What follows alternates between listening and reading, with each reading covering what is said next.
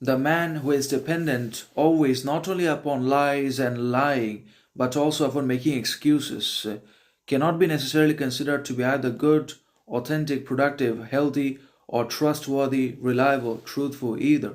Because if he were always good, truthful, reliable, and basically, and so on and so forth, then we would not have to lie, then he would not have to make excuses, then he would not also have to stay dependent and reliant upon lies and excuses and pretenses and facades at every step of the way. Then he would have been successful anyways in one way or another. He would be basically progressive, authentic, truthful into their lives in one way or another. But the modern people are addicted to alcohol. The modern people just don't exist without being alcoholic and without giving into alcoholism and drunkenness and smoking anyways in one way or another.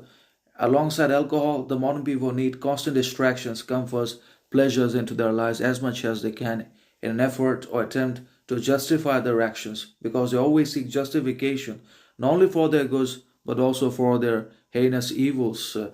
And also they just need self-obsession and also consumerism and as much basically mediocrity, conformity, stupidity, validation, attention, approval as they possibly can, all in an effort to escape the meaninglessness of life, the emptiness of existence, the fruitlessness, insignificance of their actions, behaviors, anyways, because they're detached from the truth.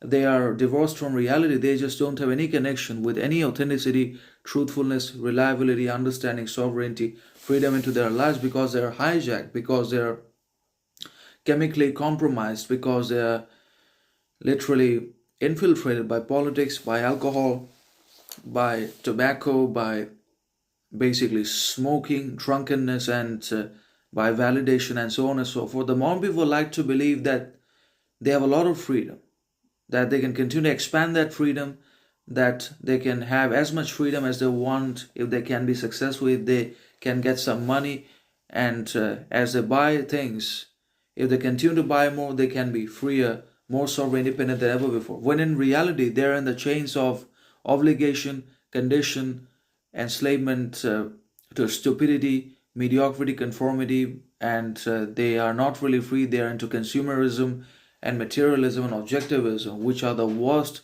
kinds of slavery, anyways, to exist to date. So the modern people do not have freedom. All they have is excuses and lies and pretenses and facades and ignorance and repetition to offer, to practice, to actualize and justify, because they always seek justifications for their unconsciousness, for their stupidity, pride,